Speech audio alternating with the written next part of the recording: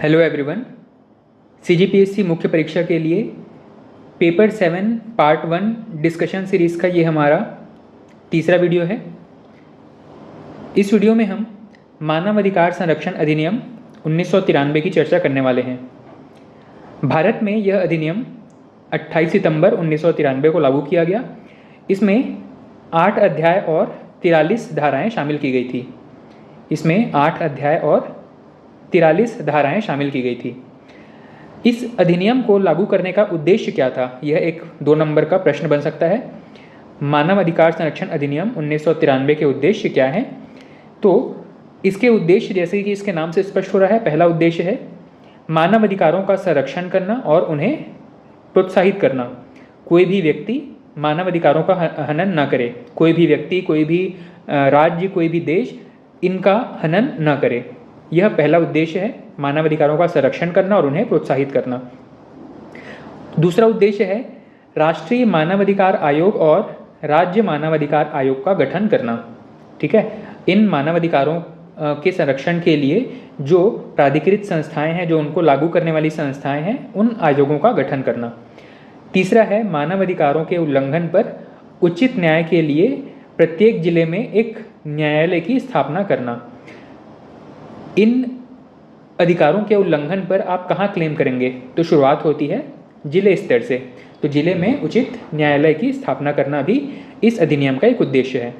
ठीक, तो उद्देश्य में हमने 3 उद्देश्य देखे और 2 नंबर के प्रश्न में यह 30 शब्दों में लिखने के लिए पर्याप्त है ये तीनों उद्देश्य। अगला है मानवाधिकार का मतलब क्या है। असल में यह मानवाधिकार का जो परिभाषा है वो इसी अधिनियम के धारा 2 में परिभाषित है। धारा नंबर 2 में बहुत सारी परिभाषाएं हैं, उनमें से हमारे लिए सबसे महत्वपूर्ण है मानवाधिकार की परिभाषा। तो परिभाषा कुछ इस प्रकार से दी गई है कि मानवाधिकार का मतलब है प्राण, स्वतंत्रता, समानता और व्यक्ति की गरिमा से संबंधित ऐसे अधिकार जो, पहला पॉइंट, संविधान द्वारा प्रत्याभूत मतलब गारंटी किए गए हों। दूसरा, जो अंतर्राष्ट्रीय प्रसंविधाओं में सन्निविष्ट हो। और तीसरा, जो कि भारत में न्यायालयों द्वारा प्रवर्तनीय हो। मतलब एक बार फिर से अगर हम देखें तो मानवाधिकार को हम किस प्रकार परिभाषित करेंगे? तो मानवाधिकार वे अधिकार हैं जो व्यक्ति के प्राण, स्वतंत्रता, समानता और गरिमा से संबंधित हैं और जो भारत के संविधान द्वारा प्रत्याभूत हैं या गारंटीकृत हैं, जो अंतर्राष्ट्रीय प्रसंविधाओं में सन्निविष्ट हैं और जो कि भारत में न्यायालयों द्वारा प्रवर्तनीय है, मतलब उनको लागू करवाया जा सके। इन अधिकारों को हम मानव अधिकार की श्रेणी में रखते हैं। ठीक है, तो धारा 2 में एक परिभाषा दी गई है मानवाधिकार की परिभाषा, जो कि हमारे परीक्षा के दृष्टिकोण से महत्वपूर्ण है। इसके बाद में इस अधिनियम में धारा 3 में बताया गया है नेशनल ह्यूमन राइट्स कमीशन के बारे में। नेशनल ह्यूमन राइट्स कमीशन या राष्ट्रीय मानवाधिकार आयोग, जैसा कि इसके नाम से स्पष्ट हो रहा है कि यह मानवाधिकार के संरक्षण के लिए केंद्रीय स्तर पर बनाई गई संस्था है, जो कि केंद्र सरकार द्वारा गठित की गई है। 12 अक्टूबर 1993 को इसका गठन किया गया है। इस NHRC का स्ट्रक्चर किस प्रकार से है? इसमें लगभग 12 सदस्य हैं और एक अध्यक्ष का पोस्ट यहाँ पे रखा गया है। ये जो संरचना है लेटेस्ट 2019 में संशोधन के पश्चात वर्तमान संरचना है, जिसमें कि 12 सदस्य और एक अध्यक्ष का प्रावधान किया गया है। ये जो 12 सदस्य हैं, इनमें सदस्यों की नियुक्ति किन किन क्षेत्रों से होगी और अध्यक्ष कौन होगा, इसके बारे में विस्तृत चर्चा की गई है। यहाँ से प्रश्न पूछा गया है कि कौन सा व्यक्ति किस पोस्ट पर हो सकता है, या NHRC की संरचना का विश्लेषण कीजिए। तो जो अध्यक्ष है वो भारत के सर्वोच्च न्यायालय का, सुप्रीम कोर्ट का पूर्व मुख्य न्यायाधीश या अन्य न्यायाधीश हो सकते हैं। ठीक है, ex chief justice of India या अन्य जज जो कि सुप्रीम कोर्ट का जज रहा हो, वो अध्यक्ष के पद पर कार्य कर सकता है। और सदस्यों के रूप में कौन होंगे? तो पहले तो इसका कैटेगराइजेशन देखना पड़ेगा कि कौन कौन लोग इन 12 सदस्यों में शामिल किए जाएंगे। तो 5 ऐसे सदस्य हैं जिनकी नियुक्ति की जाएगी और 7 ऐसे सदस्य हैं जो कि अलग अलग विभागों के अध्यक्ष होंगे, जो कि बाय डिफ़ॉल्ट यहाँ पे सदस्य बन जाएंगे। ठीक है, तो ये 7 पदेन सदस्य किन किन विभागों के होंगे? तो सबसे पहले है भारत का राष्ट्रीय अल्पसंख्यक आयोग, दूसरा है राष्ट्रीय अनुसूचित जनजाति आयोग, तीसरा है राष्ट्रीय अनुसूचित जाति आयोग, उसके बाद में राष्ट्रीय पिछड़ा वर्ग आयोग, नेक्स्ट है राष्ट्रीय महिला आयोग, उसके बाद में राष्ट्रीय बाल संरक्षण आयोग और उसके बाद में है दिव्यांग जन संरक्षण आयोग। इन सभी में जो हेड हैं, जो अध्यक्ष हैं, वो सभी पदेन अध्यक्ष के रूप में कार्य करेंगे, पदेन सदस्य के रूप में काम करेंगे। कहाँ पे? नेशनल ह्यूमन राइट्स कमीशन में। इसके अलावा जो 5 पोस्ट बचे हुए हैं, इसमें 2 न्यायाधीश होंगे और 3 जो है वो बुद्धिजीवी वर्ग से हो सकते हैं, मतलब जो इंटेलेक्चुअल पर्सनैलिटीज़ हैं, जो समाज में अच्छे पढ़े लिखे लोग माने जाते हैं, ऐसे 3 लोगों को सरकार नियुक्त कर सकती है, जिसमें से कम 1 महिला का होना आवश्यक है। उसी प्रकार से 2 जज होंगे। अब ये जज कौन कौन से होंगे? तो पहला एक व्यक्ति होगा यहाँ पे सुप्रीम कोर्ट का जज, ठीक है। सुप्रीम कोर्ट का जज ही यहाँ पे अध्यक्ष हो सकता है और सुप्रीम कोर्ट के एक जज को यहाँ पे सदस्य के रूप में अपॉइंट किया जाएगा। तो सुप्रीम कोर्ट का कोई एक जज यहाँ पर सदस्य के रूप में भी नियुक्त होगा। और दूसरा है कोई हाई कोर्ट का मुख्य न्यायाधीश। इनके लिए कंडीशन ये है कि सुप्रीम कोर्ट का जज या तो वर्तमान में हो या पहले रह चुका हो, एक्स जज या फिर प्रेजेंट जज। उसी प्रकार से हाई कोर्ट के जो मुख्य जज हैं उनके लिए भी सेम कंडीशन है, या तो एक्स जज होने चाहिए, पूर्व में रह चुके हों, या तो प्रेजेंट में किसी हाई कोर्ट का जज हो, ठीक है। तो ये दोनों कंडीशन अगर फॉलो किया जाता है तो सुप्रीम कोर्ट के जज और हाई कोर्ट के किसी हाई कोर्ट के जज को यहाँ पे सदस्य के रूप में नियुक्त किया जाएगा। इस प्रकार यहाँ पे ये 12 लोगों का जो पोस्ट है उसको फिल करने का प्रयास किया जाएगा। और ये प्रश्न पूछा गया है कि आप नेशनल ह्यूमन राइट्स कमीशन का स्ट्रक्चर डिफाइन कीजिए, बताइए कि ये किस प्रकार का होता है। एक बार फिर से इसको देख लीजिए quickly. National human rights commission केंद्र सरकार द्वारा गठित किया जाता है। 12 अक्टूबर 1993 को इसको गठित किया गया और लेटेस्ट अमेंडमेंट के हिसाब से, मतलब 2019 में इसमें कुछ चेंजेस हुए थे नंबर ऑफ पोस्ट को लेकर के। तो 2019 में हुए लेटेस्ट अमेंडमेंट के हिसाब से इसमें कुल 13 लोगों का सीट है, जिसमें एक अध्यक्ष और 12 सदस्य होंगे। अध्यक्ष कौन होगा? तो सुप्रीम कोर्ट का कोई पूर्व जज रह चुका हो, मुख्य न्यायाधीश, या फिर कोई अन्य जज। आपको पता है सुप्रीम कोर्ट में 2 प्रकार के जज हैं, एक तो एक मुख्य जज हैं और बाकी को हम सामान्य जज कहते हैं। तो जो CJI हैं या चीफ जस्टिस हैं वो हो सकते हैं, या अदर जो जजेस हैं वो भी इसके अध्यक्ष हो सकते हैं, ठीक। जरूरी नहीं है कि वो वर्तमान में कार्यरत हों, अगर उनका रिटायरमेंट हो चुका है ऐसे लोग भी यहाँ पे अध्यक्ष के पद पे काम कर सकते हैं, ठीक है। तो सुप्रीम कोर्ट के एक्स या प्रेजेंट जज यहाँ पे अध्यक्ष हो सकते हैं। दूसरा है जो बचे हुए 12 सदस्य हैं, इनमें से 7 पदेन सदस्य होंगे जो कि इन अलग अलग विभागों के अध्यक्ष होंगे और इनको बाय डिफ़ॉल्ट यहाँ पे अपनी सदस्यता प्राप्त हो जाएगी। जो बची हुए 5 सीट है वहाँ पे 2 सीटों पे न्यायाधीश होंगे। कौन कौन होंगे? तो एक सुप्रीम कोर्ट का जज होगा जो कि पहले काम करके रिटायर हो चुका हो या फिर वर्तमान में कार्यरत हो। उसी प्रकार देश में जितने हाई कोर्ट हैं उनमें से किसी एक हाई कोर्ट का मुख्य जज, यहाँ पे किसी हाई कोर्ट का मुख्य जज जो कि या तो रिटायरमेंट हो गया हो या तो वर्तमान में कार्यरत हो, उनको भी यहाँ पे मेंबर के रूप में अपॉइंट किया जाएगा। इसके अलावा 3 सीट जो बचा हुआ है इसमें पढ़े लिखे या इंटेलेक्चुअल लोगों को शामिल किया जाएगा और इसमें एक महिला का होना आवश्यक है। इस प्रकार से ये जो 12 सदस्य और एक अध्यक्ष का पोस्ट है ये कंप्लीट किया जाएगा। नेक्स्ट है, इसमें बहुत सारी धाराएं हैं जिसमें कि अलग अलग प्रावधान बताए गए हैं। हमारे लिए सारे प्रावधानों के बारे में जानना जरूरी नहीं है, लेकिन जहाँ जहाँ से प्रश्न पूछे गए हैं या संभावित हैं प्रश्न पूछे जाने की, उन सभी को हम यहाँ पे विस्तृत रूप से चर्चा कर रहे हैं। तो सबसे पहले हमने देखा कि धारा 3 में नेशनल ह्यूमन राइट्स कमीशन की चर्चा की गई है। इसी का ही एक पैरेलल स्ट्रक्चर है राज्यों में। हर एक राज्य में एक स्टेट ह्यूमन राइट कमीशन है। उसी प्रकार से छत्तीसगढ़ में भी है, सब राज्य में है तो छत्तीसगढ़ में भी है। इसका प्रावधान किया गया है धारा नंबर 21 में। धारा नंबर 21 में स्टेट ह्यूमन राइट्स कमीशन की चर्चा की गई है और छत्तीसगढ़ सरकार द्वारा इसे 16 अप्रैल 2001 को जारी किया गया या इसका गठन किया गया। इसमें भी नंबर ऑफ पोस्ट को लेकर के एक संशोधन हुआ था, तो 2019 के अकॉर्डिंग जो लेटेस्ट संशोधन है उसमें ये बताया गया कि इसमें एक अध्यक्ष होंगे और 2 अन्य सदस्य होंगे। ये जो अध्यक्ष हैं वो हाई कोर्ट के पूर्व न्यायाधीश हो सकते हैं या फिर अन्य जज भी यहाँ पे काम कर सकते हैं, लेकिन ज़रूरी क्या है कि वो स्टेट हाई कोर्ट के ही जज होने चाहिए। स्टेट हाई कोर्ट के जो मुख्य जज थे या फिर जो अन्य जज हैं उनमें से कोई भी यहाँ पे अध्यक्ष के रूप में काम कर सकता है। ठीक है, क्या क्या कंडीशन है यहाँ पे? पहली चीज़, स्टेट के हाई कोर्ट के न्यायाधीशों को ही यहाँ पे अध्यक्ष का पद मिलेगा। कौन कौन हो सकते हैं? या तो वो काम करके रिटायर हो चुके हैं, एक्स जज जिसको हम कहते हैं।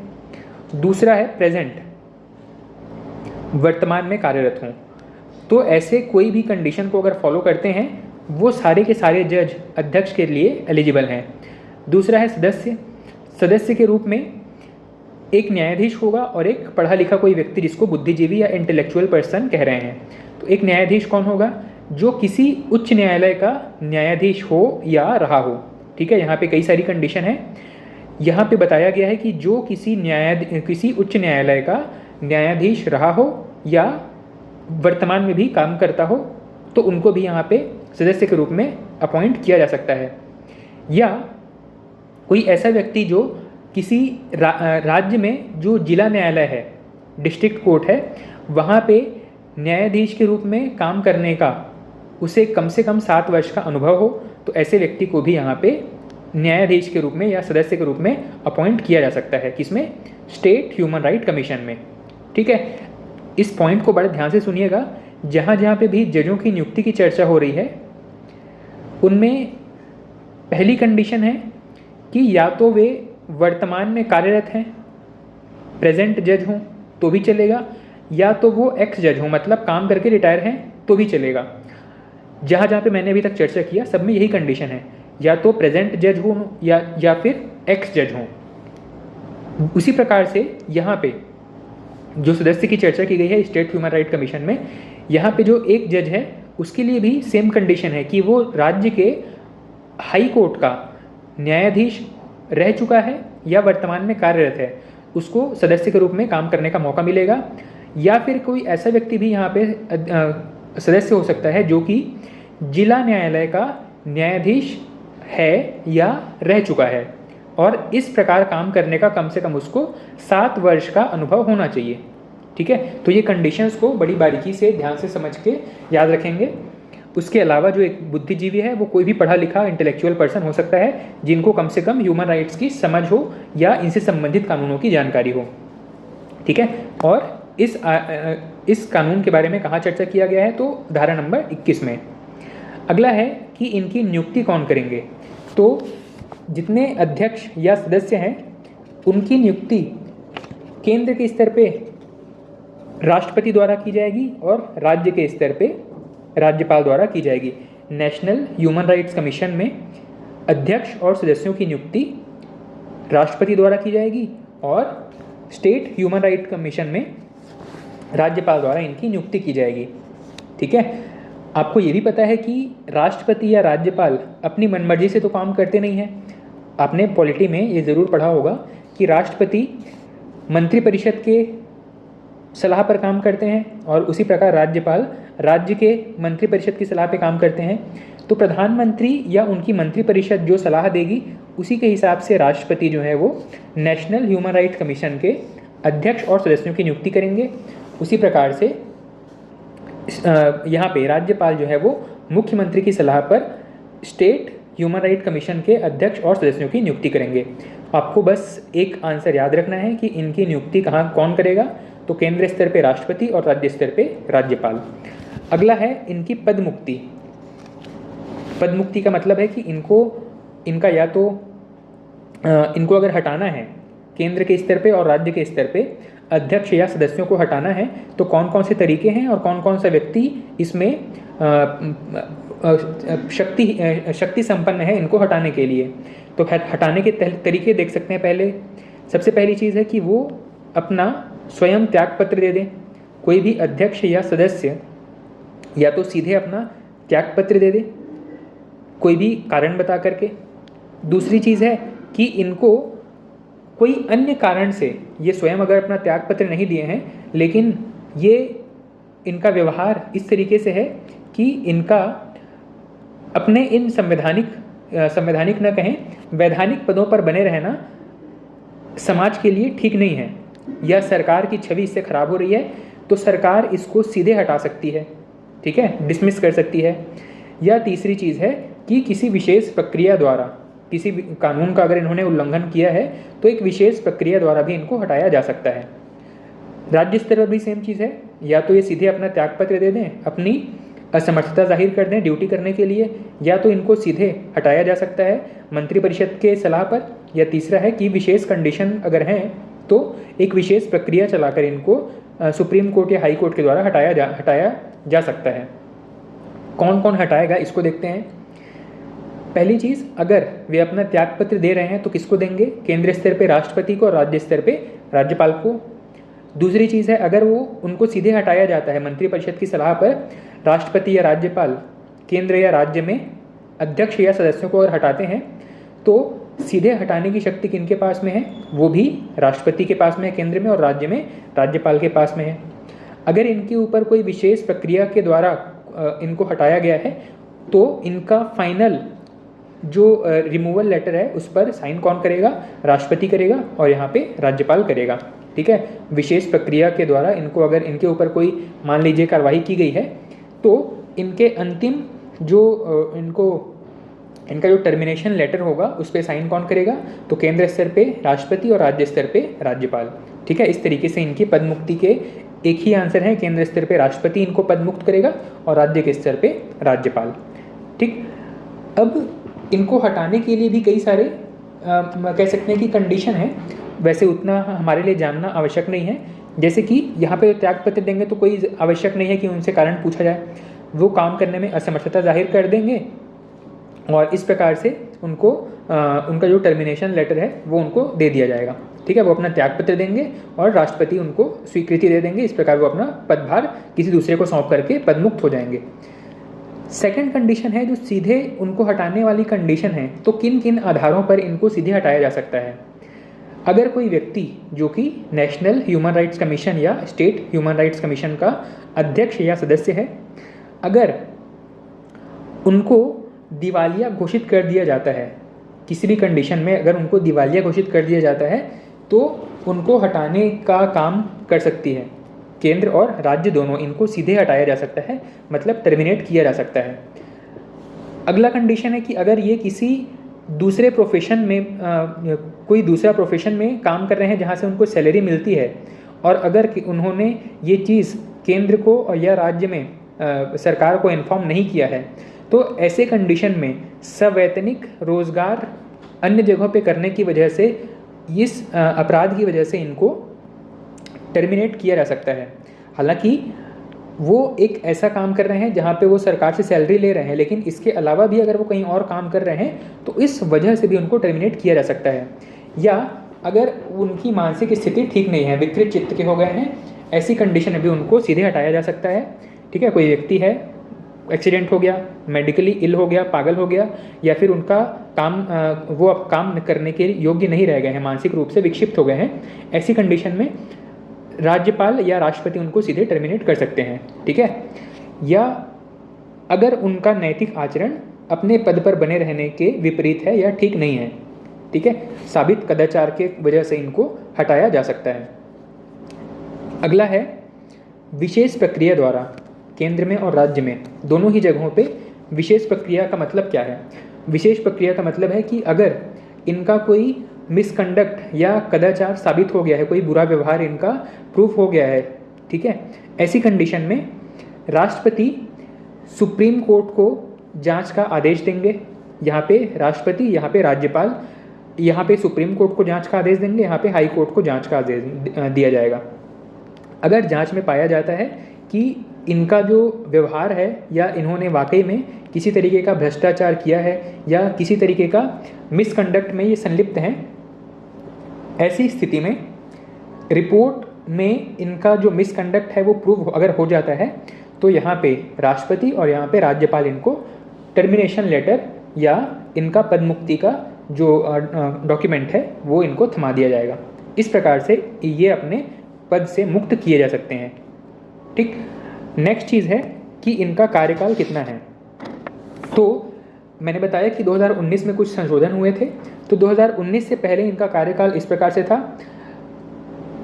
किसी अध्यक्ष या सदस्य को या तो 5 वर्ष का कार्यकाल मिलता था, केंद्र के स्तर पर भी और राज्य के स्तर पर भी, मतलब नेशनल ह्यूमन राइट्स कमीशन में भी और स्टेट ह्यूमन राइट्स कमीशन में भी। 2019 से पहले 5 वर्ष का कार्यकाल होता था, या तो अधिकतम 70 वर्ष की आयु तक काम कर सकते थे। 2019 में जो संशोधन हुए हैं उसमें एक संशोधन ये भी हुआ था कि अब किसी व्यक्ति की जो अधिकतम कार्य अवधि होगी वो 3 वर्ष की होगी, या तो अधिकतम 70 वर्ष की आयु तक काम कर सकते हैं। ठीक है, तो 70 वर्ष की जो एज लिमिट है उसको वैसा ही रखा गया है। जो टेन्योर है या कार्यकाल है उसको कम कर दिया गया है, पहले 5 वर्ष था, अब उसको 3 वर्ष कर दिया गया है। ठीक है, तो 3 वर्ष या 70 वर्ष जो भी पहले हो जाए, इस प्रकार से इनका कार्यकाल होगा। ठीक, तो यहाँ पे हमने सेंटर में नेशनल ह्यूमन राइट्स कमीशन और राज्यों में स्टेट ह्यूमन राइट्स कमीशन के बारे में कुछ महत्वपूर्ण बिंदुओं की चर्चा किया है। इस प्रकार हमने आज के वीडियो में मानव अधिकार संरक्षण से संबंधित कुछ बिंदुओं पर चर्चा कंप्लीट किया है। इसका जो बचा हुआ हिस्सा है वो हम नेक्स्ट वीडियो में कंप्लीट करेंगे। आज के इस वीडियो में इतना ही। Thank you.